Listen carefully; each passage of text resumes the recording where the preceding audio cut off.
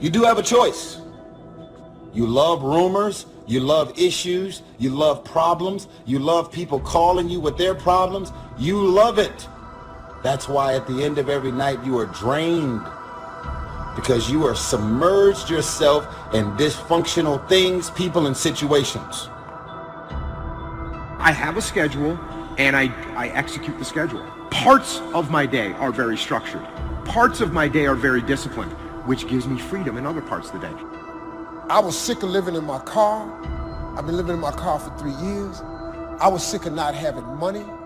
And so for me to quit, and see, that's what people do. People quit when it's at their hardest moment. But if it's at your hardest moment, why would you quit? I mean, think about it. If you're going through hell, why stop there? Move, keep going. Your life is working. If you don't like what you have produced, you're a director, you are the star, you wrote this script.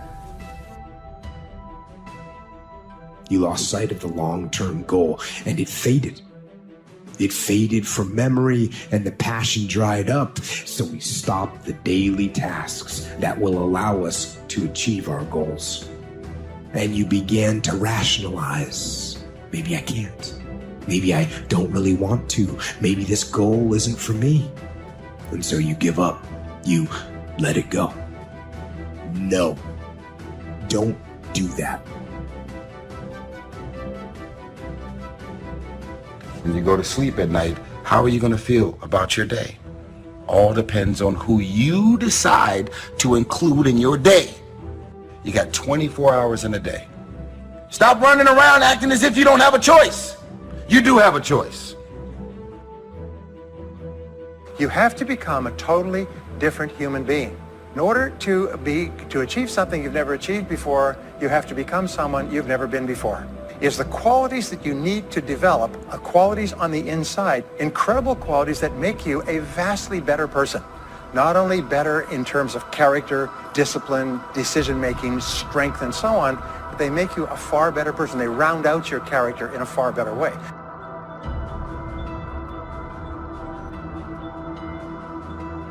It's a new day. And it's a new day, it's got to be a new you. A lot of people have thrown in the towel, have forgotten how we got here.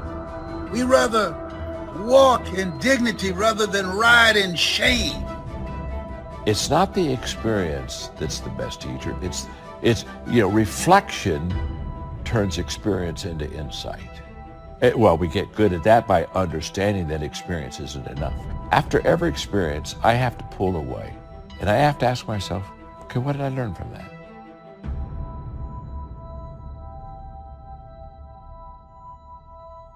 How you think and how you feel creates your state of being.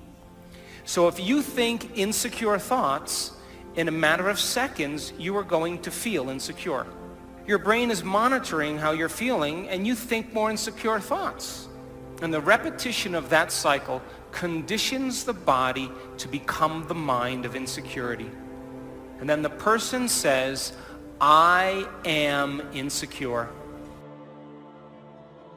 Don't go untouched. Don't go unmoved. When you walk out of here, open yourself up. Don't build up the walls. Take the walls down. Let yourself be touched by what's going on out there. Let your heart get touched. Your life comes down to your decisions, and if you change your decisions, you will change everything. And at some point, I think we all hit that moment in life where things just are not going how you thought they would go. And what's amazing about those moments is we all respond very differently. And so imagination then gives us the ability to create the inner picture. We have an inexhaustible imagination. And so consequently, we have an unlimited future. When you start anything, the first step, you're excited. And then you take another step and another step. The enthusiasm from the beginning starts to fade out. Your future is in your hands. You know what that means? You got to work on your mind. Fortify yourself. You got to upgrade upgrade, level up your skill set. You want to be in a community of collaborative, supportive relationships that's going in your direction. And anybody that don't have the mindset that you have, let them go. I feel like you could actually learn faster and actually have an ease, a confidence, be able to succeed, but also have this level of harmony inside of yourself, this clarity of thought. Sharpen the saw. The metaphor here is if you have all this wood to cut and you have a saw with a dull blade, when do you want to sharpen it? Because a lot of people are going to work hard, is going to work a lot harder, and they're have to sweat and perspire and work 3 or 4 times harder when they could have sharpened their saw. If you want to begin to make your stuff happen for you, I think that it's very important that you start trusting yourself. Listen to yourself.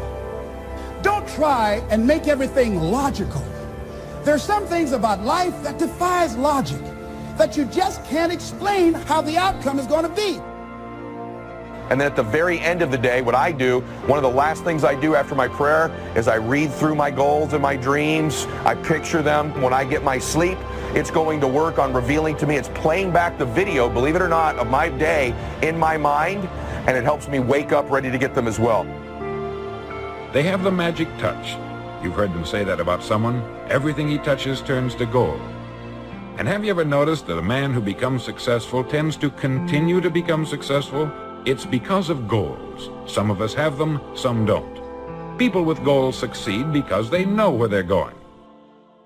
At some point, we all bought into this lie that you got to feel ready in order to change. At some point, you're going to have the courage. At some point, you're going to have the confidence. And it's complete garbage. And so there are so many people in the world, and you know, you may be watching this right now, and you have these incredible ideas, and what you think is missing is motivation. And that's not true.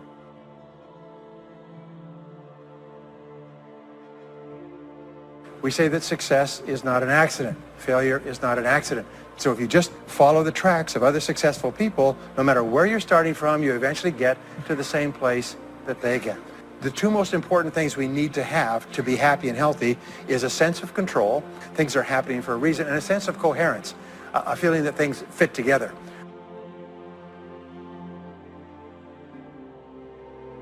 Just get stronger, get better. We've all got those personal winters. I'm asking all of you to get better in spite of the winters, in spite of the downturn, the money downturn, the social downturn, the personal downturn, whatever it is. The key is not to wish for a better winter. The key is to wish for more strength, more wisdom, more courage, get better, get wiser, get stronger. Waking up early, working out every day, if you start with those 2 kind of cornerstones, and then the other thing is, you know, figure out what you're going to do during the day. Don't go to bed without a plan of how you're going to handle the next day. To go forward or to go back. You're going to always have that decision. I made all of my dreams bigger than my fears. So when I felt like quitting, the results would have been devastating to the goal I was trying to attain. My motivation was, I was just exhausted from poverty.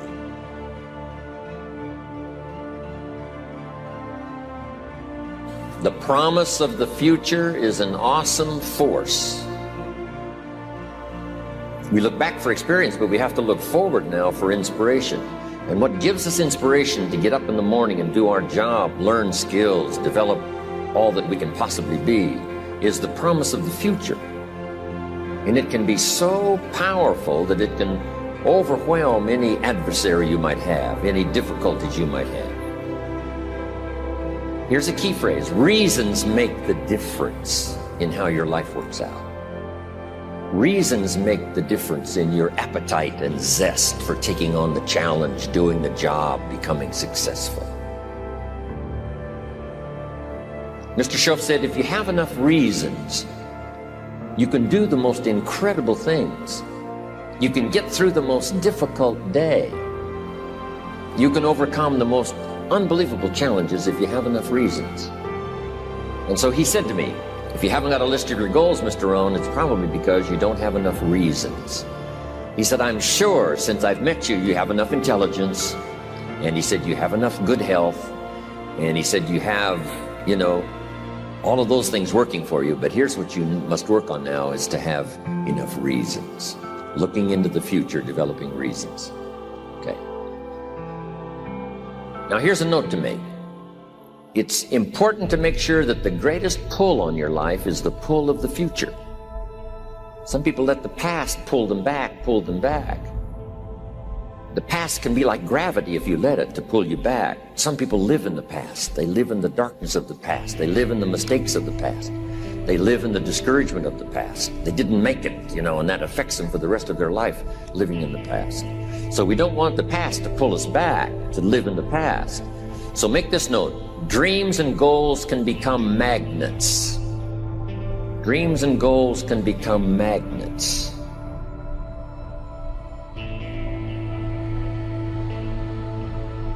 And the stronger the goal, the higher the purpose, the more powerful the objective, the stronger this magnet is that pulls you that direction. Now, not only does your goals and your objectives pull you that direction, here's what they also do. They pull you through. They pull you through all kinds of down days. They pull you through a difficult time. It'll pull you through some winter of your life. Some people get lost in the confusion of the day simply because their goal is not bright enough to pull them through. Next, it's goals that drive us to take advantage of the spring. Why would the farmer put the plow in the ground in the spring if he couldn't see the vision of the harvest when the summer is finished? Is it possible to see the finished harvest? And the answer is yes.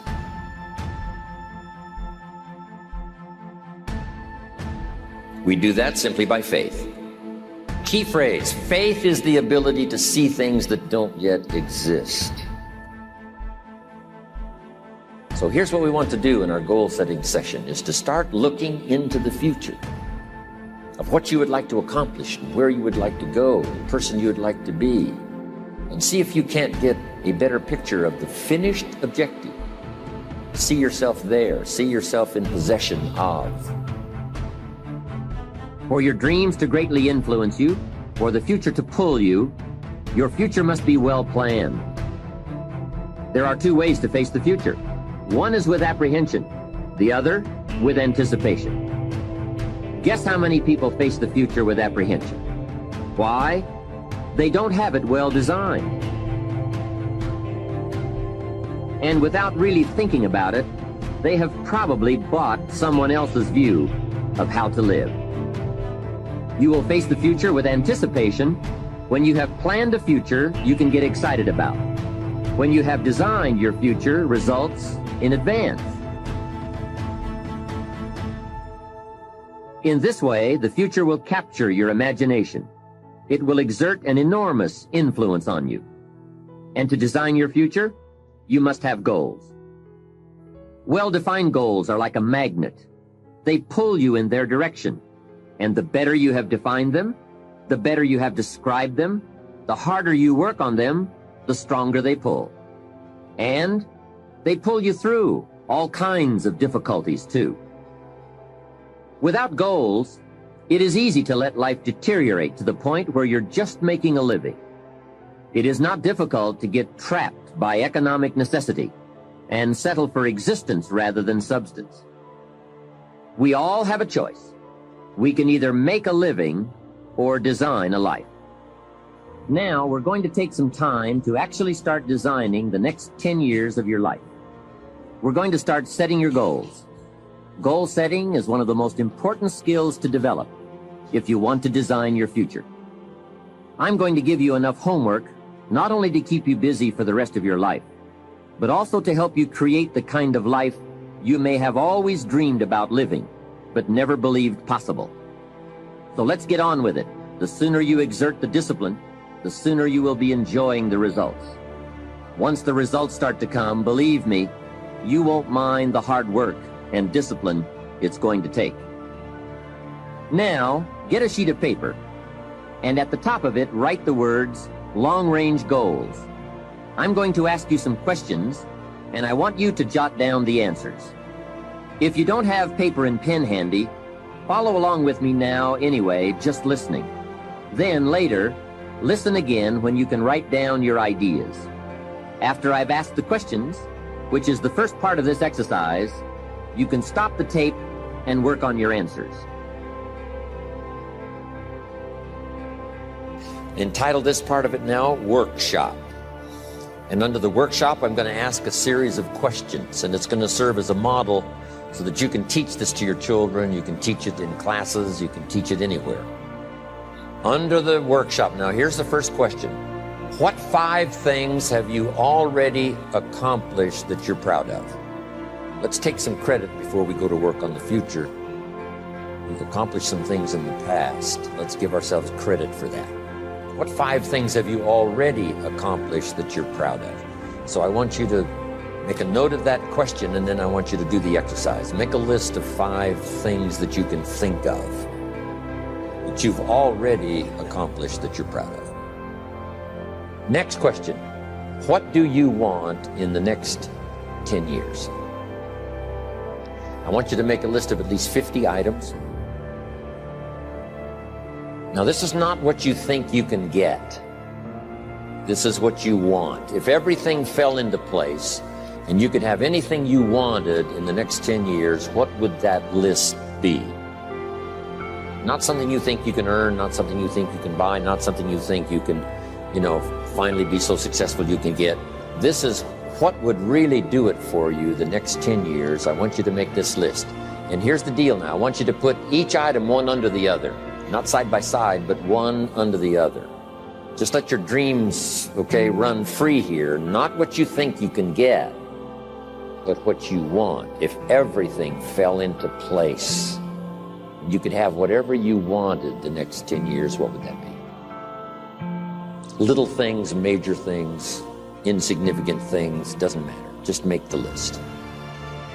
To help you get started with your list, consider these questions.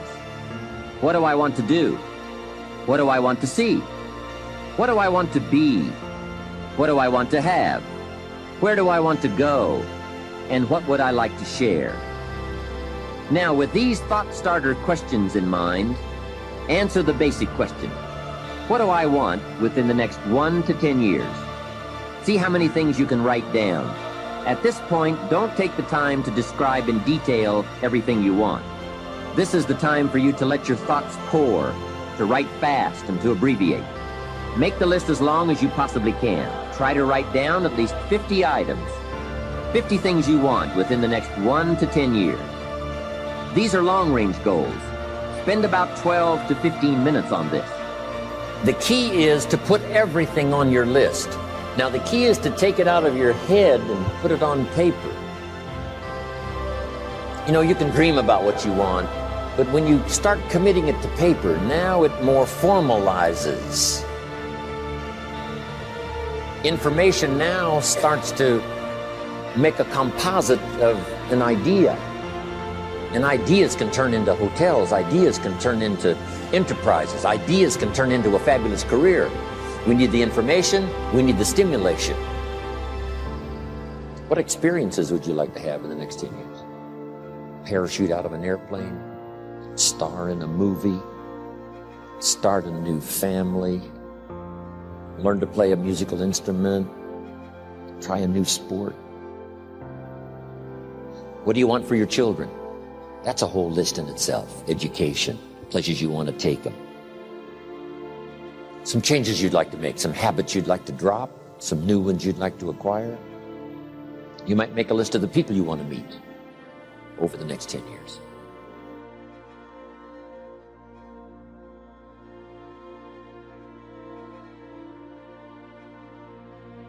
God knows how to bring promises to pass, but you have to stay open to how it's going to happen. Don't ever say, God, don't you love me? You always say, God, I know you love me. I don't care what's happening in my life. I know that you love me. I want you to go out and find somebody to mentor during this crisis, or go sit at the feet of somebody that needs to mentor you, and start maximizing your time with people. Listen to me closely. but we've been programmed to fail. Did you hear what I just said?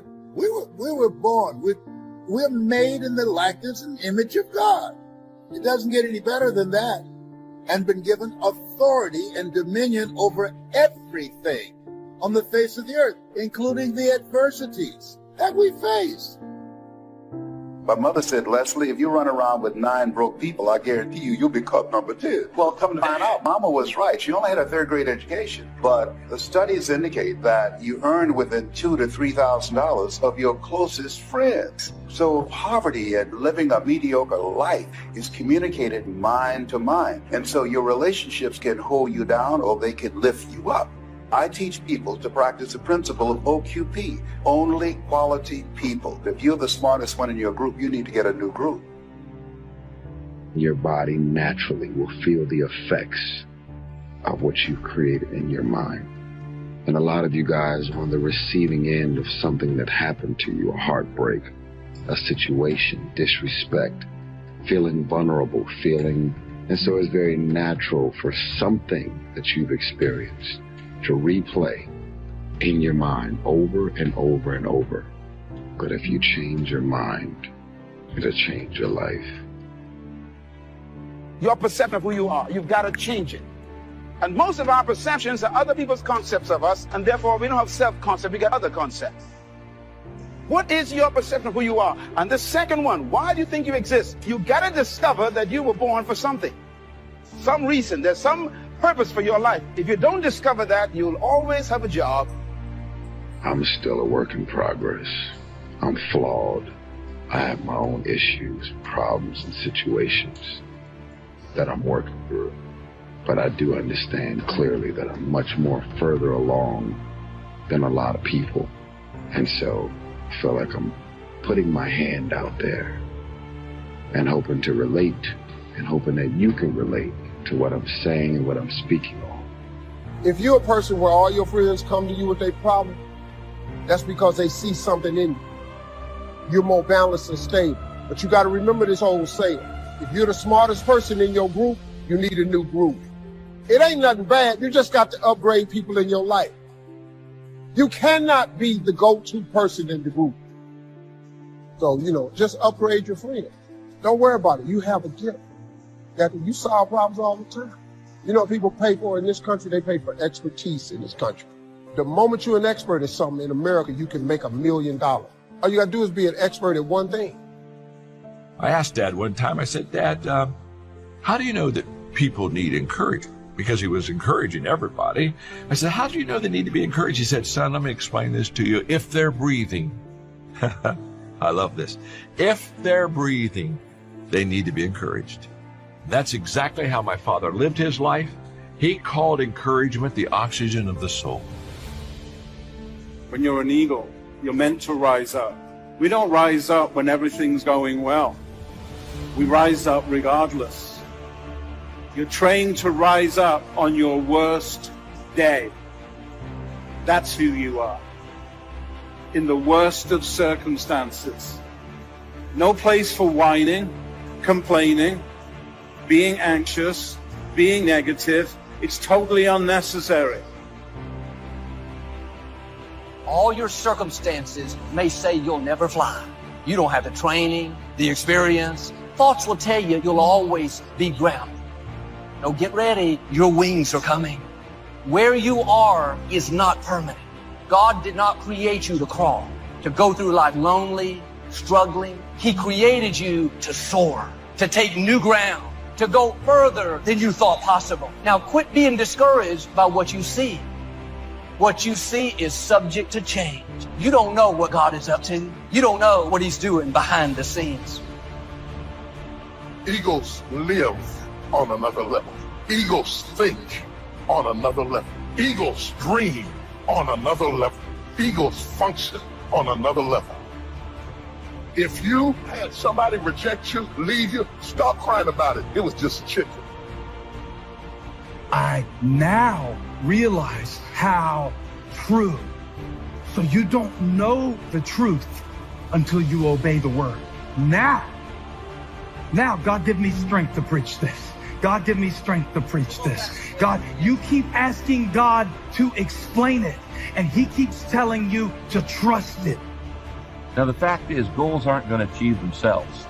And even the smallest act makes you one step closer.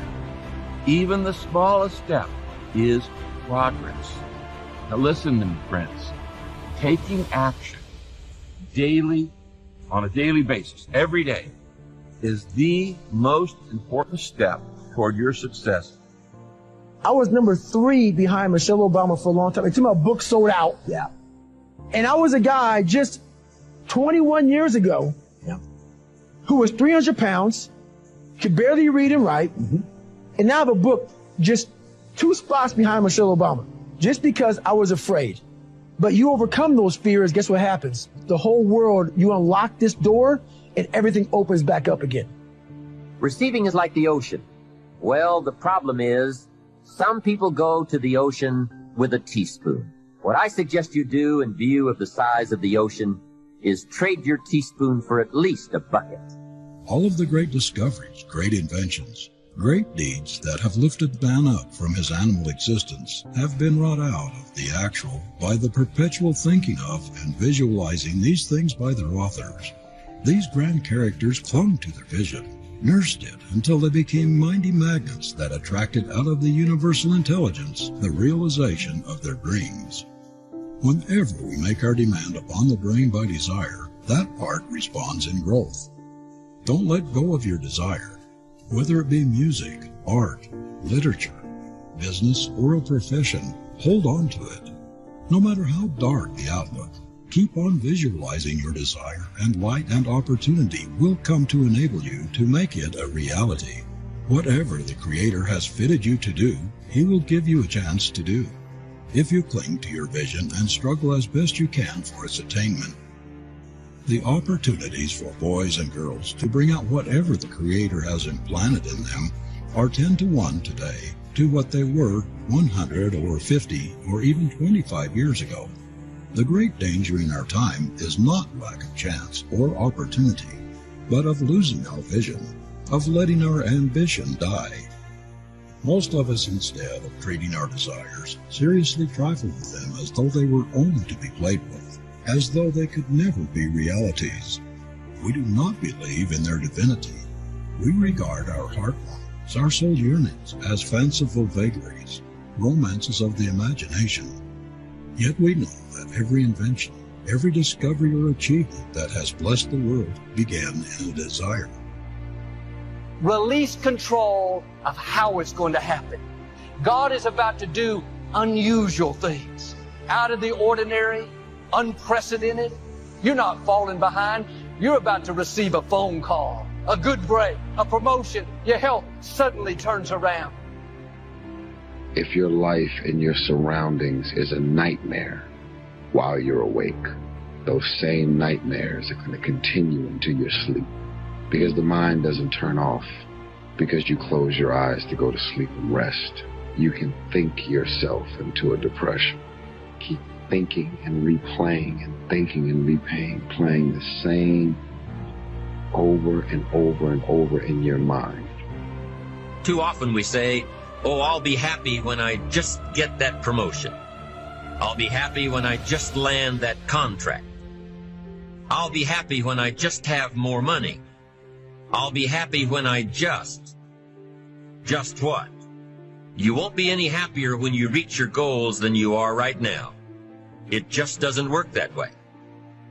Abraham Lincoln said it best. He said, you'll be as happy as you make up your mind to be.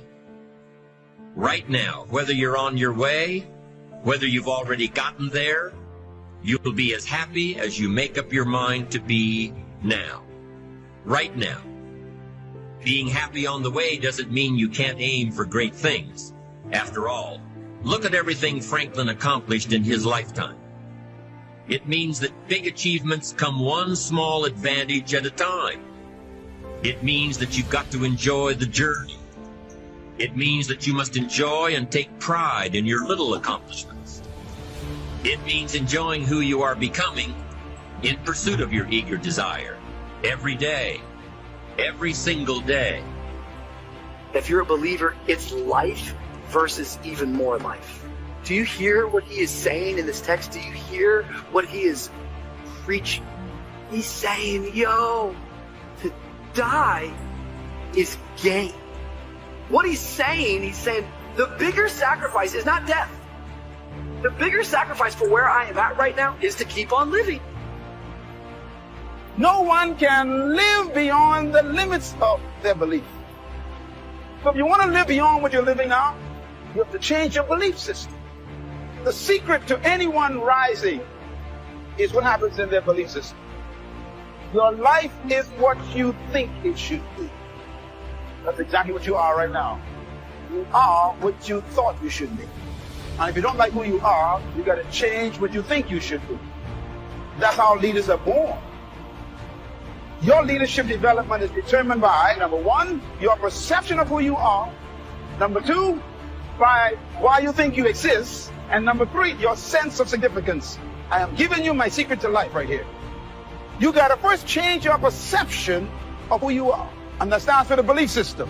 Secondly, you must change your perception of why you think you exist. And number three, your sense of significance. No matter where you are right now, it doesn't matter. I don't care what situation you're in now, where you're working, or what situation you're in. If you get these three things to come alive in this session, when I see you again, you'll have a story to tell. Discover that you are important to the human race, you are important to the world, you are important to your universe. You can never fully carry out the mandate of leadership if you don't have the mentality of leadership. It's about mentality. As a matter of fact, integrating attitude and aptitude and altitude produces leadership. That's a lot of ops there. First of all, your attitude got to be right. Then you must marry that to attributes. That means gifts you were born with. Then you got to marry that to aptitude. That means now you got to educate and train those gifts. That's why you read, study, and go to school, for your aptitude to be increased. And then your altitude means you got to change the level of associations you are in. Look forward to the rewards that we're going to have for the work that we've done. But we don't do them to get rewarded, just like you really shouldn't give in the offering just to get more back. You should give because you appreciate what God's done for you, and you should give because you remember what it's like to be a miserable person, and you want to help other people that are where you used to be. Another thing I do, I schedule my exercise out for the whole week. So on Sunday nights, I go through all the online classes I'm going to take. I put them on my calendar. That way I'm not making a game day decision. Another thing that I do, I have a little reward afterwards. Another thing that I do, I lay out my clothes the night before. All of these are little steps that make it easier for me to fulfill on something that I don't want to do. We all look for toughness. We all want it, but we look for it in a comfortable environment. You will not find toughness in a comfortable environment. I was trying to look for it everywhere. The only way you find it is to drown yourself in a position where you're just out of sorts, where you can't swim and you're drowning. You're drowning in life. But you say, you know what, man? Fuck that. I'm gonna figure out how to fucking backstroke or fucking something. I'm gonna figure out how to, and then through figuring out, when you say, fuck you, this sucks, I'm drowning, I'm miserable, I'm suffering, I'm broken, but I'm not going anywhere. What happens to your mind is it does this. It says, fuck, he's not leaving. So we gotta expand. We gotta grow. And then you start to engage parts of your mind that you never engaged before. Destination is not determined by hope. It's not determined by wish. Destination is determined by direction. You cannot change destination overnight. You cannot change destination overnight. Which means you can't arrive at a 5 years from now place tomorrow. But here's what you can change today and overnight. You can change direction. And it is so fascinating what a little small change of direction will do. Let's say that you're here and you're headed this way. And 5 years from now, you'll wind up here. But here's how we individually can arrive at a new destination. Maybe right now by discipline or lack of discipline or direction, you're headed this way. But it wouldn't take much to change direction and head this way. When we do things for the right reason, man, God comes through with blessings that are just absolutely almost unbelievable. Why don't you have any faith? But they arrived on the other side because what God says will happen with or without you. The eagle spreads its wings as something to behold.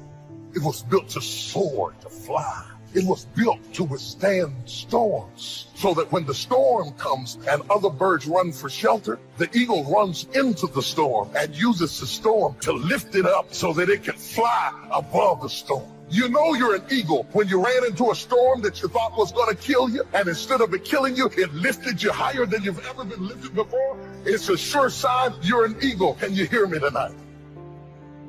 What you need is another eagle with wings and dreams and visions and concepts, who's not jealous of you, who's not intimidated by you, who's not fighting you. You know that it's an eagle when they're not jealous of you. You know it's another eagle when they can pray for you to get to the next level. It's only the chickens that are down on the ground talking about everybody. So don't be frustrated when you see the chickens flapping up and falling down, because at this stage in your life, it's time for you to be synergistic with other eagles. What you have at the moment, you've attracted by the person you've become. Now, sometimes it's a little tough to take, blaming yourself instead of the marketplace, taking responsibility instead of putting it off on someone else. Responsibility, the key of it is that it wakes you up. It wakes you up to stop being so wasteful with your time and with your resources and with your energy and with your talent. And so I think that that's really the key. And so, you know, you can either waste your time, which makes your future self less successful. And every time you do that, every time you invest a little bit in your future, you've made yourself more free in the future. You don't have to change circumstances out there. All you've got to do is look within and see if you can change yourself to the better. And as you change, things will start to change for you. I found that nothing in life is worthwhile unless you take risks. Nothing. It's good for you to go take your place in the world. Have some ambition. Have a vision. Have a goal. Have a strategy. Try to be a good person. Not because it's your duty precisely, because that's the proper way to live. We're in danger of undermining all of that. You can't just sit there. How easy and how convenient is it for us to blame everything and everybody for the things that we have going on in our lives? Most of you dropping every excuse in the book about your childhood and the problems, dysfunction that you grew up in, that's stopping you from becoming successful. Stop being a lazy person that's full of excuses, sitting around on the pity potty, coming up with every excuse in the world as to why you ain't winning. And you don't have to fill yourself with that kind of energy. So you don't put your thoughts on what's missing. You don't put your thoughts on what always has been. You don't put your thoughts on what others want for you. You are the reason you're not winning. When we make more decisions based on the place that we want to go, we allow ourselves to train our brains to know that we are in charge, that we are the ones making the decision, that this is our life. And we can create the kind of world that we want to create. It's better to be prepared for an opportunity and not have one than to have an opportunity and not be prepared.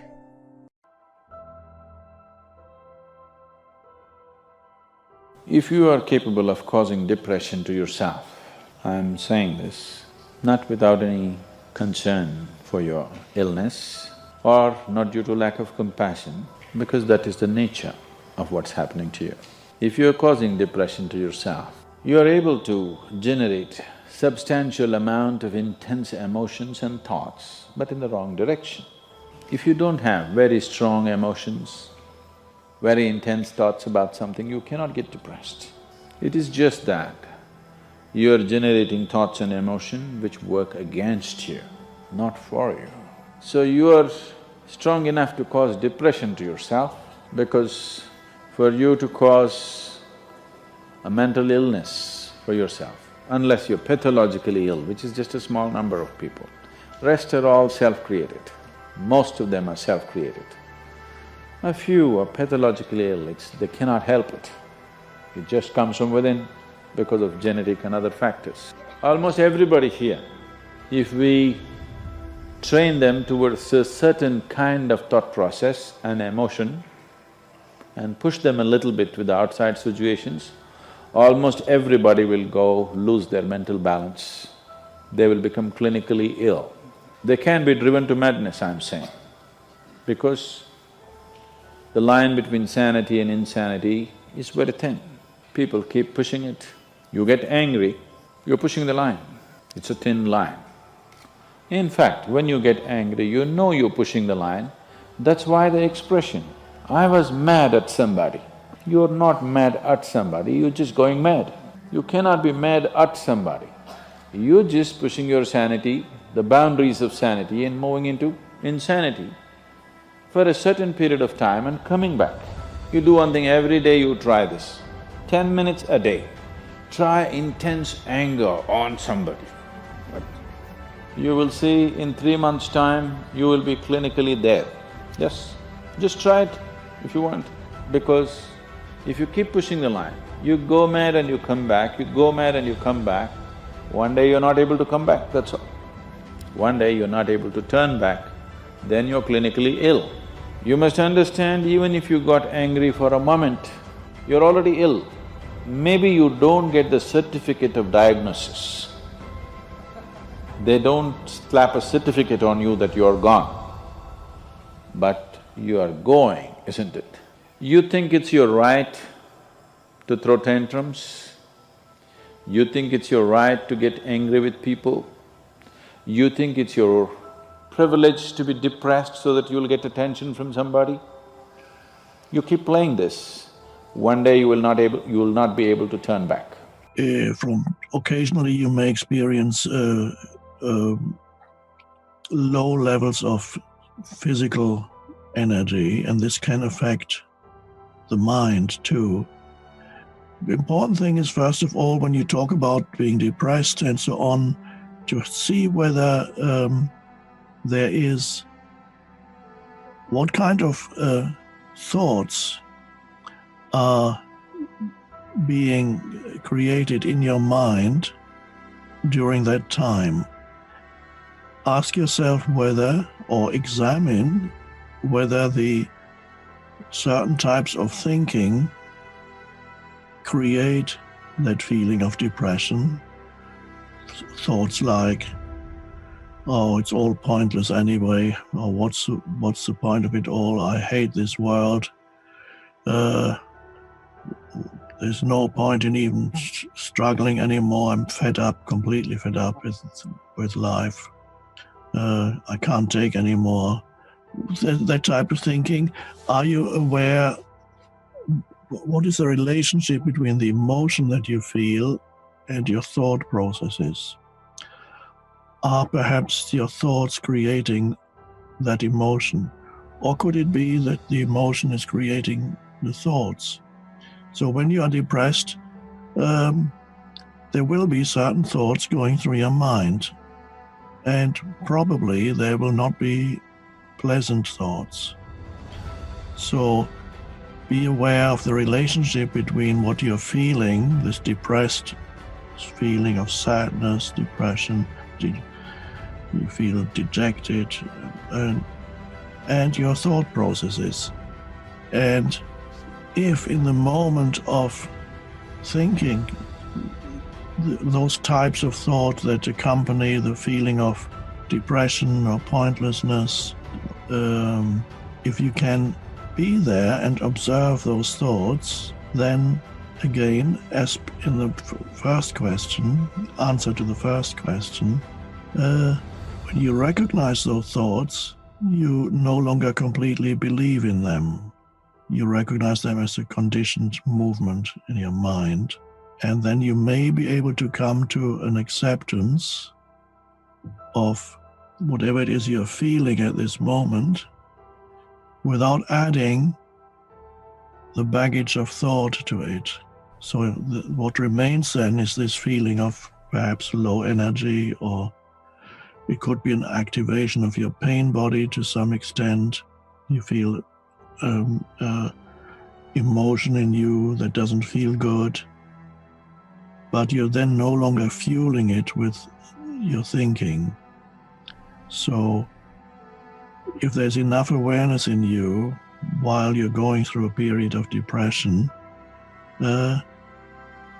allow yourself to feel what it is you're feeling, but be careful that you don't fuel it with your thinking. And if you feel what you feel, that's all you have to do is surrender to your experience of this moment.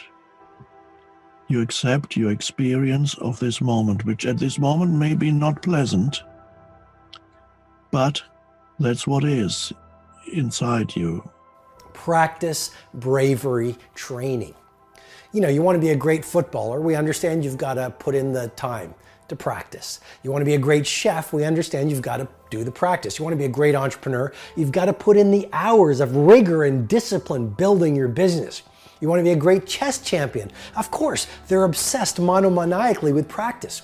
And yet when it comes to fear, we don't live in a society that values bravery training. You don't really hear people saying, go out and use this day to practice becoming fearless.